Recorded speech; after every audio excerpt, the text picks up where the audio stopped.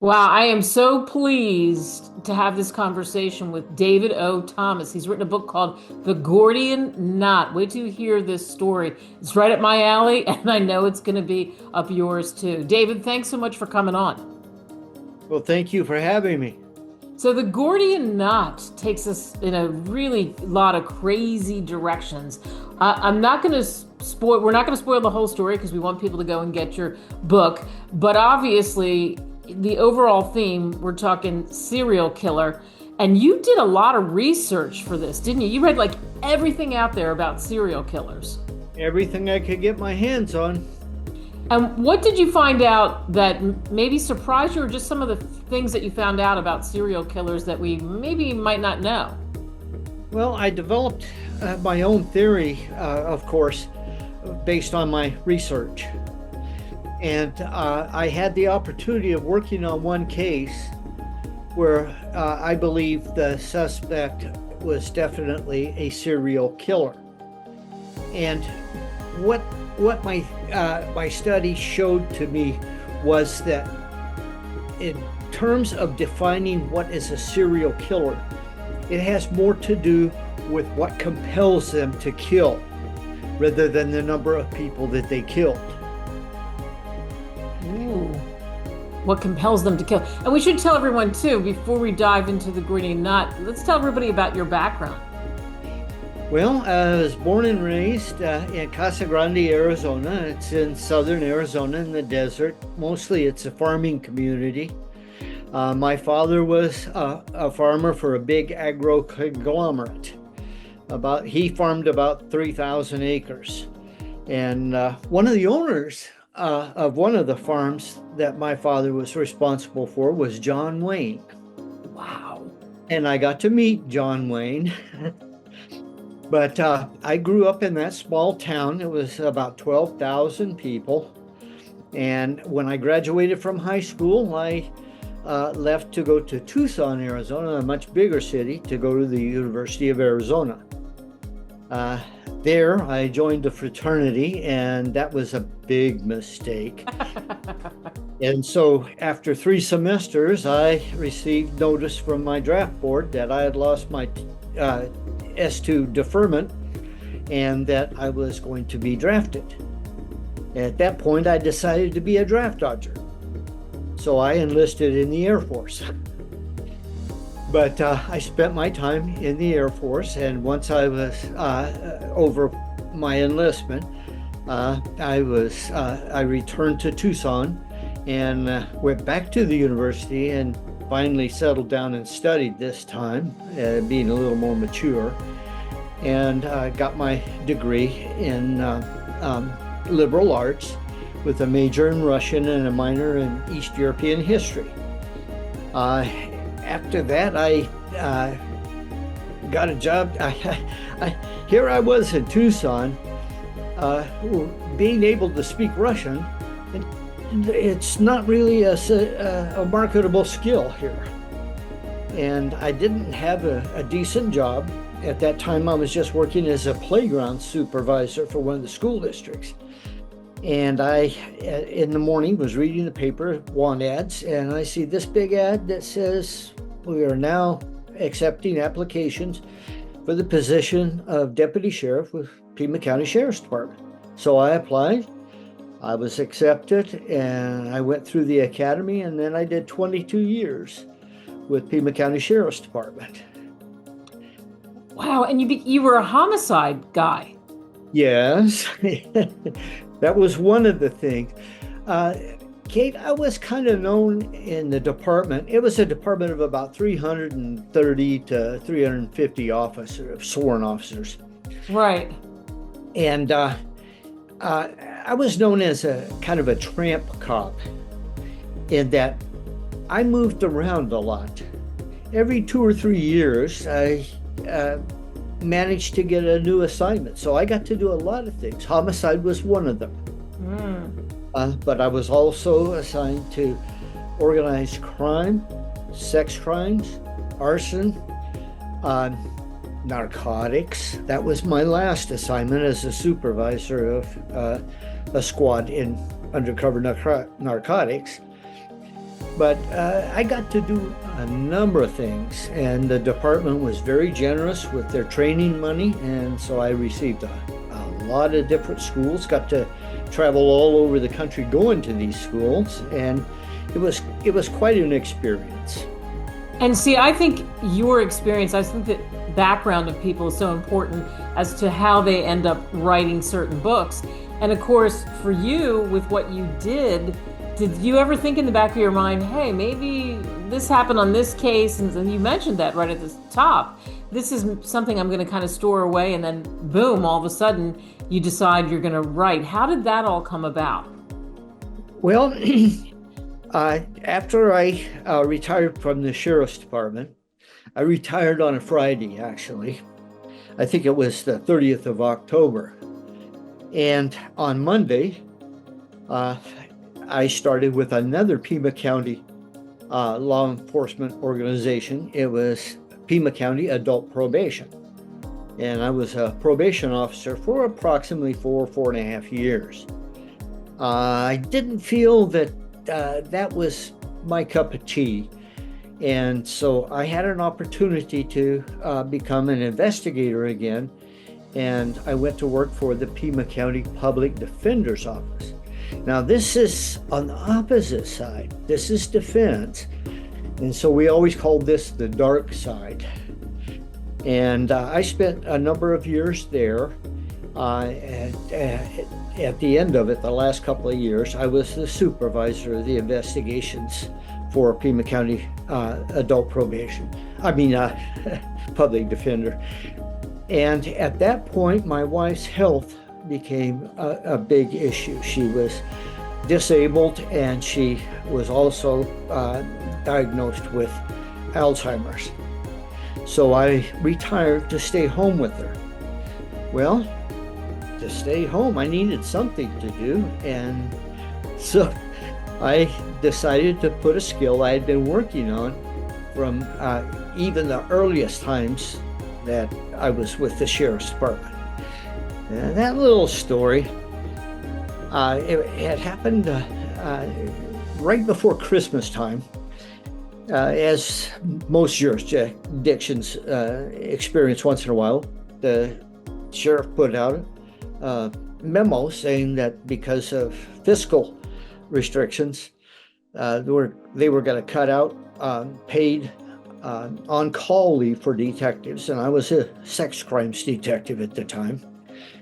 And they were also going to limit the amount of mileage that we could have on our units, our police cars. And I thought that was a terrible thing right before Christmas. And at the same time, two of the top commanders were getting their offices completely refurnished with new furniture and everything. And I saw there was a dichotomy there. And so I told my wife to go next door and have some Christmas cheer with the neighbors. And I sat down at a portable typewriter and I wrote my first little story. I called it The Grim with one M Fairy Tale. And it was about the sheriff and his commanders. And it was about a kindly old king that liked to shake the hands of the gentry. And one day his princess came to him and said the money in the exchequer was depleted and they had a crisis. Well, they decided to then go to the peasants and take more from them so that they could continue their lifestyle. So the king was happy and he could go back shaking the hands of the gentry while the peasants carried the burden of the the fiscal problem. And I posted it on the bulletin board. I just took a tack and put it on the bulletin board. And our little snack area was right by the bulletin board. So I got a cup of coffee and sat there and watched for a while. And I saw officer after officer stopping, reading that, and then taking it off the bulletin board, taking it down so that they could make a copy, and then putting it back up. Well, it became pretty popular, but of course I had to do this anonymously so that I wouldn't be reprimanded. And I started to feel good about how I had been able to write it. So then I started writing just short stories about the funny things that happened in the department. And when we hit 20 years and eligible for retirement for our academy class, we decided to have a celebration and get together. Well, I talked to each one of the officers that had made 20 years in our class, and they told me a funny story. I wrote then that funny story about their experience. And at the same time, I had a friend who was also on the department who was quite a talented cartoon artist. And he drew a cartoon for each one of the stories. And then the sheriff let me use the department facilities and actually publish this in a little booklet. And then I gave each of the survivors, I called them for 20 years, a copy of it. And of course, we had our 20th year party to celebrate that. But that's where I started to write. And then later, of course, when I didn't have a job and I needed to fill time after I retired, I decided to start writing this book. And it just kind of developed. Wow. And again, the book is The Gordian Knot. So tell us more about the book. Tell us about the story. Well, it's a story about two detectives. One seasoned old detective, a veteran of many cases, and another that is new. And they are partnered up because the command staff have assigned this new detective to him to help him in this case.